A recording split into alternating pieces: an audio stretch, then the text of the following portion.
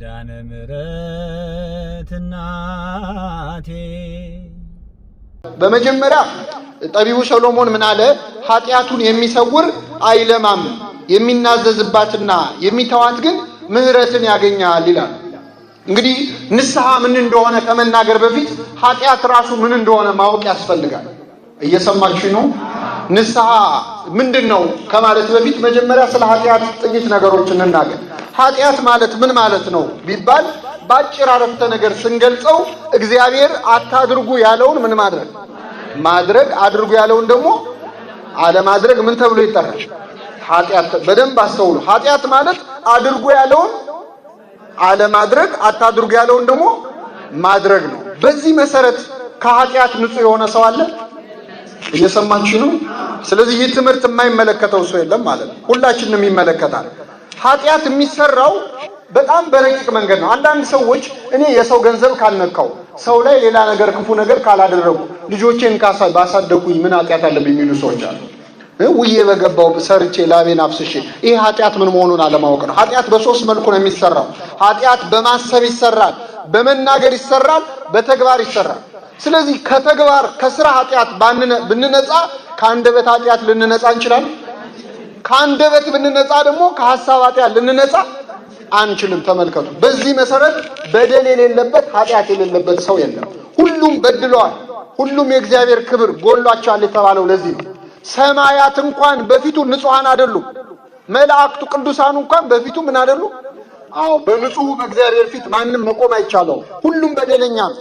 ነገር ግን ደግሞ እኛ በዓለም ያለነው በኃጢያት ብዛት ስለምንኖር የእግዚአብሔር ምህረትና ንስሐ ያስፈልገናልና ኃጢያት ማለት እግዚአብሔር ያዘዘውን አድርጉ ያለውን አለማድረግ፣ አታድርጉ ያለውን ደግሞ ማድረግ ነው። ይህንን ኃጢያት ሰርቻለሁ ብሎ መጸጸት፣ መቆጨት ደግሞ ምን ተብሎ ይጠራል? እየሰማችሁ ነው? እኔ ሳይደክመኝ ደገማችሁ። ተጸጽቶ ወይም ይህንን ኃጢያት መስራት አልነበረብኝም ብሎ ማሰብ፣ መቆጨት ምን ተብሎ ይጠራል? ንስሐ። በግዕዙ ንስሐ ቀጥተኛ ትርጉሙ ጸጸት ማለት ነው። ለምሳሌ እግዚአብሔርም ህዝቡን ሊያጠፋ ወደደ። ህዝቡ ማረኝ ሲለው ህዝቡን መልሶ ሊምር ሲል እግዚአብሔር ህዝቡ ላይ ሊያደርግ ካሰበው ክፉ ነገር ተጸጸተ የሚለውን ጥቅስ መጽሐፈ ኢዮብ ላይ የነነዌን ሰዎች ታሪክ ብታነቡ፣ መጽሐፈ ዮናስ ላይ ትንቢተ ዮናስ ላይ እግዚአብሔር ተጸጸተ የሚለው ቃል በግዕዙ ወእግዚአብሔር እኒ ነስሐ እንዘነበበ፣ እግዚአብሔርም ከተናገረው ነገር ተጸጸተ ለማለት ነስሐ ይላል። ንስሐ ማለት ምን ማለት ነው ማለት ነው? ጸጸት ማለት ነው። ስለዚህ አንድ ሰው መጀመሪያ ንስሐ ገባ የሚባለው ያንን ክፉ ስራ መስራት አልነበረብኝም ብሎ በልቡ ምን ሲል ሲጸጸት ነው። ኃጢያትን መጥላት አለበት። ኃጢያቱን መጥቶ ለካህን ተናግሮ እንኳን ንስሐ ገባ ላይባል ይችላል አንዳንድ ጊዜ። ለምን ብትሉ መጀመሪያ በልባችን ይህን ማድረግ አልነበረብኝም ብለን ምን ማለት አለብን። አለዚያ ሪፖርት ነው የሚሆነው። መተን ተናገርን ማለት የሰራነውን ስራ ብቻ ነው የተናገረው። ኃጢያት መስራት አልነበረብኝም ብሎ መቆጨት ያስፈልጋል። አንዳንድ ሰው የሰራውን ኃጢያት በኩራት የሚናገር ሰው አለ። እየሰማችሁ ነው?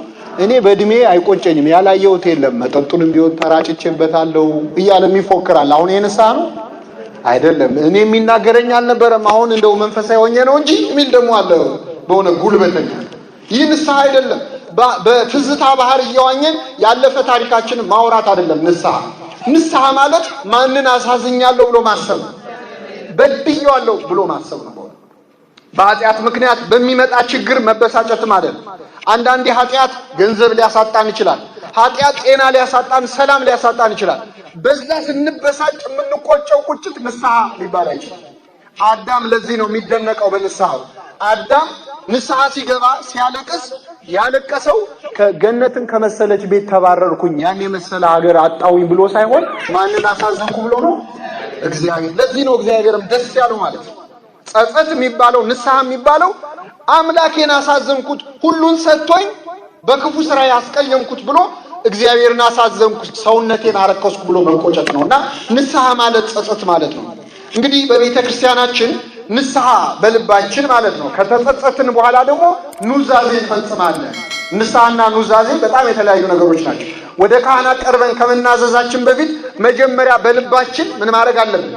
መጸጸት አለብን። ከዛ በኋላ ነው የምንናዘዘው። እነዚህን ሁለት ነገሮች ነው በዛሬ ትምህርታችን የምንማረው።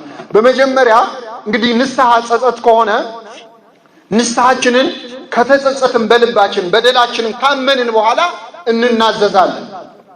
እግዚአብሔር ኃጢአታችንን እንድንናገር እንድንናዘዝ ይፈልጋል። ይህንን የምናውቀው በመጽሐፍ ቅዱስ ነው። የመጀመሪያው ኃጢአተኛ አዳምና ሔዋን ናቸው አይደል? የመጀመሪያዎቹ በደለኞች አትብሉ የተባሉትን ዕፀ በለስ በሉ። እግዚአብሔር ይህችን ዕፅ እንዳትነኩ ትሞታላችሁ የሞትን ሞትን ብሎ ነግሯቸው ነበር። እየሰማችሁ ነው። ይህንን ካላቸው በኋላ ግን በ7 ዓመት ልዩነት ውስጥ እባብ ወይ ዲያብሎስ በእባብ ተደብቆ ተሰውሮ መጣና ለሔዋን አንድ ምክር መከራት። እግዚአብሔር ለምንድን ነው በገነት ካሉት እጽዋት ሁሉ እንዳትበሉ የከለከላችሁ አላት። እየሰማችሁ ነው። በምን ካሉት ሁሉ? እግዚአብሔር በገነት ካሉት ሁሉ ዛፎች እንዳትበሉ ብሎ ከስንት ዛፍ ነው የከለከለው? ሰይጣን ይወላችሁ እንዳላዋቂ ሆኖ ማለት ነው። ለሔዋን በገነት ካሉት ዛፎች ሁሉ እንዳትበሉ የከለከለው ለምንድን ነው አለ ሲላት፣ አረ እግዚአብሔር በገነት ያሉትንማ አልከለከለን፣ የከለከለን ስንት ዛፍ ነው አለ? አንድ ዛፍ ነው፣ እሱን አትብሉ ትሞታላችሁ አለና። አይ እንደሱ አምላክ እንደምትሆኑ አውቆ ነው የከለከላችሁ ብሎ የእግዚአብሔርን ንግግር ሐሰት አድርጎ ተናገረ። ምን ማድረግ የፈለገ ይመስላችኋል? አዳምና ሔዋን እንዲበሉ ከተፈቀደላቸው ዛፍና አትብሉ ከተባሉት ዛፍ የሚበዛው የትኛው? እየሰማችሁ ነው። የተሰጣቸው ነው የተከለከሉት ነው የሚበዛው? አዎ ሁሉንም ዛፍ ብሉ፣ ከስንት ዛፍ አትብሉ ነው የተባለው? እስከ ዛሬ ድረስ እግዚአብሔር ሁሉን ዛፍ ፈቅዶ አንድ ዛፍ ነው የከለከላቸው። ሰይጣን መጣና ከተሰጧቸው ብዙ ዛፎች ይልቅ የተከለከሉትን ስንት ዛፍ አሳየች? አሁን ድረስ ሰይጣን እንደዚህ ነው የሚያደርገው። እግዚአብሔር ከሰጠን ከብዙ ነገር ይልቅ ያልሰጠንን ነገር የሚያሳየን ማን ነው? ዲያብሎስ ነው። ተመልከቱ። ብዙ መልካም ነገር እግዚአብሔር አድርጎልን ጤና ሰጥቶን ብዙ መልካም ነገሮች ሰጥቶን ከሰጠን መልካም ነገር ይልቅ ያልሰጠን አንድ ነገር እንዲታየን ያደርጋል ሰይጣን፣ ከእግዚአብሔር ሊያጣላን ማለት። ሔዋን የዋህ ስለነበረች የእባቡን የዲያብሎስን ምክር ሰምታ ያንን ዕፀ በለስ በሉ። አዳምና ሔዋን እንኳን አምላክ ሊሆኑ ጸጋቸው ተገፈፈ፣ እርቃናቸውን ቀሩ። የመጀመሪያዎቹ በደለኞች ማለት። ሔዋን የዋህ ናት። ቅጠል በልታችሁ አምላክ ትሆናላችሁ አላት። ብልጥ ብትሆን ኖሮ እንዴ ቅጠል በልቶ አምላክ የሚኮን ከሆነ ቅጠል በልቶ መጀመሪያ አምላክ የሚሆነው ማን ነበር? እየሰማችሁ ራሱ ሰይጣን አይደል እንዴ? ምነው አንተ በልታ አትሆንም ነበር ወይ ማለታችሁ ትችላለህ። በዚያ ላይ ቅጠል በልተን አምላክ ምን ሆነው እኛ ሰዎች ብቻ ብንሆን እንኳን ሰይጣን ለኛ መጥቶ ብሉና አምላኩ ነው ይላል። ምቀኛ ማለት አይደል? ሔዋን ይሉን ሳታስተውል በላች፣ ክብራቸው ተገፈፈ። አሁን ወደ ዋናው ጉዳይ መጣን። እግዚአብሔር አዳም ወይ ወዴት ነህ ብሎ በገነት ውስጥ ድምፅ አሰማ። ልብ አድርጉ ምዕመናን፣ እግዚአብሔር አዳም የቱ ጋር እንዳለ ያውቃል አያውቅም? ቦታውን ለማየት የሚጠቁመው ያስፈልገዋል? እግዚአብሔር አያስፈልገውም። ወዴት ነህ ብሎ የጠየቀው ምን ሰራህ? ወዴት ወደክ? አትብላ ያልኩህን በላህን ብሎ አዳም ባንደበቱ የሰራውን ኃጢአት ምን እንዲል ነው? እንዲናዘዝ ነው። ተመልከቱ። ወዴት ነህ አለው። ፈራው፣ ተሸሸኩም ራቁቴን ስለሆንኩ አለ። ራቁትን መሆንን እንዴት አወቅህ? አትብላ ካልኩ ዛፍ በላህን አለው እግዚአብሔር። አዳም ምን አለ? አዎን ረዳት ትሁን ብለህ የሰጠኸኝ ሴት ከዛፉ ሰጠችኝና ምን አረኩ? በላሁ አለ። የመጀመሪያው በደለኛ አዳም ኃጢአቱን ተናገረ አልተናገረም? ተናግሯል። ግን ሲናገር ኃጢአቱን ብቻ አይደለም የተናገረው፣ ክስም ጨምሮበታል። ማንን ነው የከሰሰው? ሁለት ተከሳሾች ነው ያሉት። አንደኛው ተከሳሽ ማን ነው? ሁለተኛው ተከሳሽ ይገርማችኋል፣ እግዚአብሔር። እንዴት ብትሉ አንተ ረዳት ትሁን ብለህ ምን ያልከኛል? ስለዚህ አንተ እሷን ባትሰጠኝ እሷን ማሰጠኝም ምንም ምን አልልም። ሁለተኛው ተከሳሽ ማን ነው? እግዚአብሔር። ይሄ ሙሉ ንስሐ ሊባል አይችልም። መተን መናገር ያለብን የማንን በደል ብቻ ነው? አባቴ ከቤት ድረስ ገፋፍተው ወስደውኝ ብሎ ንስሐ አለ?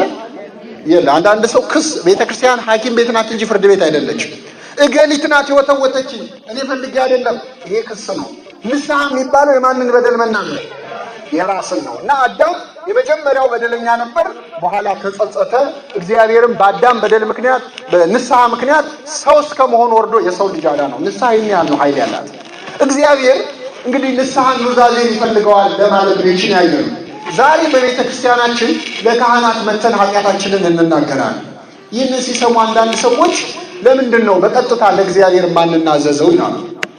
እየሰማችሁ ነው? እኛ በቀጥታ ለእግዚአብሔር ለምን አንናዘዝም? ለምን ለካህናት ትናዘዛላችሁ ይላሉ። በመሰረቱ እውነት ለመናገር ከእግዚአብሔርና ከካህናት ሊያስፈራን የሚገባው ማን ነው? እየሰማችሁ ነው?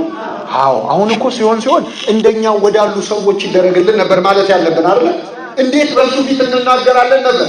ሰዎች ለምን ወደ እግዚአብሔር አንናዘዝም ይላሉ። በተዘዋዋሪ እግዚአብሔር ስለማይታይ ነው እንጂ ቢታይ ኖሮ በግርማ መለኮቱ ቢታይ ለሱ እንናገር ይሉ ነበር? አይሉም ነበር። እግዚአብሔር አይታይም እንጂ አያይም እንዴ? ምመና ያያል እኮ። እኛ ግን ኃጢአት ስንሰራ ማን እንዳያየን ነው የምንፈራው? ሰው እንዳያየን ነው። ስለዚህ እንደኛው ኃጢአት ሊሰሩ በሚችሉ በሰዎች ፊት እንድንናዘዝ እግዚአብሔር አዟል። መጽሐፍ ቅዱስ ኃጢአታችንን ለካህናት እንድንናዘዝ ይፈልጋል፣ እግዚአብሔር ይፈልጋል። እስቲ ይህንን በመጀመሪያ በጥቅስ እንመልከተው። እግዚአብሔር ሰዎች የሰሩትን ኃጢአት በካህናት ፊት እንዲናዘዙ ፈቃዱ እንደሆነ በመጽሐፍ ቅዱስ ነግሮናል። ትንቢተ መጽሐፈ ኢያሱ ምዕራፍ 7 ላይ እየሰማችሁ ነው ምዕመናን? መጽሐፈ ኢያሱ ምዕራፍ 7 እስራኤላውያን ከጠላቶቻቸው ጋር ሲዋጉ ሁልጊዜም ድል ያደርጉ ነበር፣ ያሸንፉ ነበር። ከነርሱ ጋር ማን ስላለ?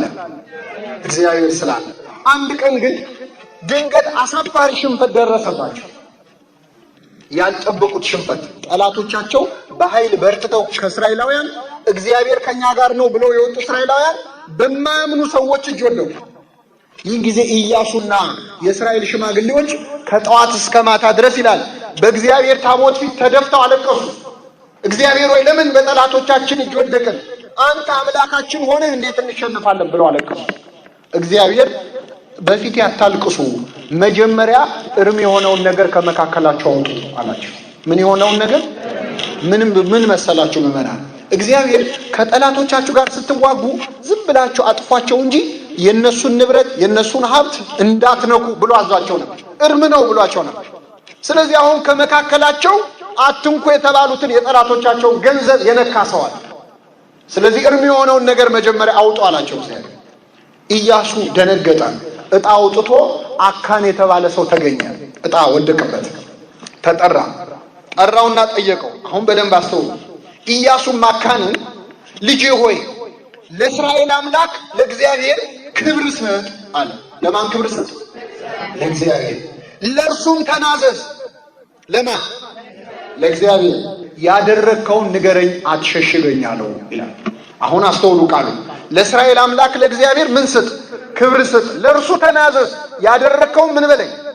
ንገረኝ። ለማን? ለኢያሱ፣ ለእኔ እያለ ነው። ኢያሱ እግዚአብሔር ነው እንዴ? አይደለም። ተመልከቱ። ክብር ስጥ ተናዘዝ ያለው ለማን ነው?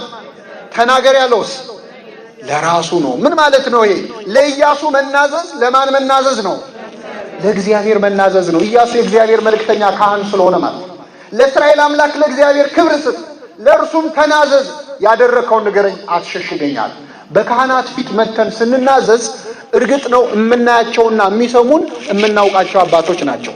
በእነሱ አድሮ ግን የኃጢአት ይቅርታ የሚሰጠው ማለት ነው። መጨረሻ ላይ ካህኑ ሲያሰናብቱን ከኃጢአት ማሰሪያ ማን ይፍታል? ፈቺው ማን ነው ማለት ነው? የማይሰራ ኃጢአት ከኃጢአት ማሰሪያ ይፍታል።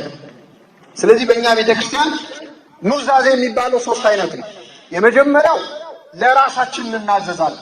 የሰራነውን ኃጢአት እያሰብን በድያለሁ ብለን ለራሳችን። ያ የጠፋው ልጅ ታሪክ አባቱ ወደ ሩቅ አገር ልኮት የአባቱን ገንዘብ አጠፋ፣ ባዶ እጁን ቀረ። ከቀረ በኋላ ሲርበው ምን አለ? ወደ አባቴ ሄዳለሁ። በአባቴ ቤት እንጀራ የሚጠርፋቸው ሙያተኞች ስንት ናቸው? እኔ እዚህ በረሃብ ተሰቃያለሁ። ስለዚህ አሁኑን ወደ አባቴ ሄዳለሁ እንዲለዋለሁ።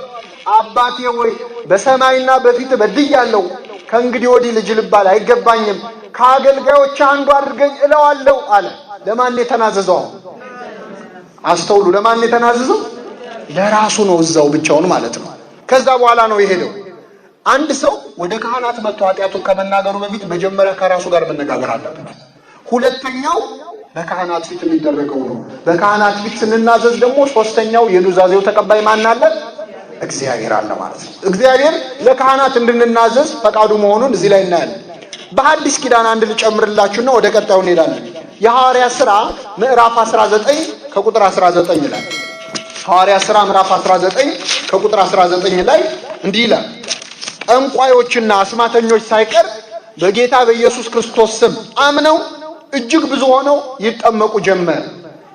ከነሱም ያደረጉትን እየተናዘዙ በሐዋርያት ፊት ይመጡ ነበር ይላል ሐዋርያ ሥራ ምዕራፍ 19 ከቁጥር 18 ጀምሮ። ስለዚህ ጠንቋዮች፣ አስማተኞች ሳይቀር ለካህናት ሐዲስ ኪዳን ለተሾሙ ለካህናት ለ12ቱ ሐዋርያት ኃጢአታቸውን ምን ይሉ ነበር? ይናዘዙ ነበር። ስለዚህ ኃጢአታችንን ለካህናት እንድንናዘዝ የማን ፈቃድ ነው? የእግዚአብሔር ፈቃድ። እየሰማችሁ ነው? አዎ። ኃጢአቱን የሚሰውር አይለማም፣ የሚናዘዝባትና የሚተዋት ከእግዚአብሔር ምሕረትን ያገኛል ይላል። ዛሬ በሰፊው የምናየው ኃጢአትን ስለመናዘዝ ነው። እንግዲህ ኃጢአታችንን እግዚአብሔር እንድንናዘዝ የፈለገው መረጃ አጥቶ አይደለም። ኃጢአትን እንኳን ስንሰራው ይቅርና ስናስበው ጀምሮ ያውቃል አያውቅም? እግዚአብሔር ያውቃል።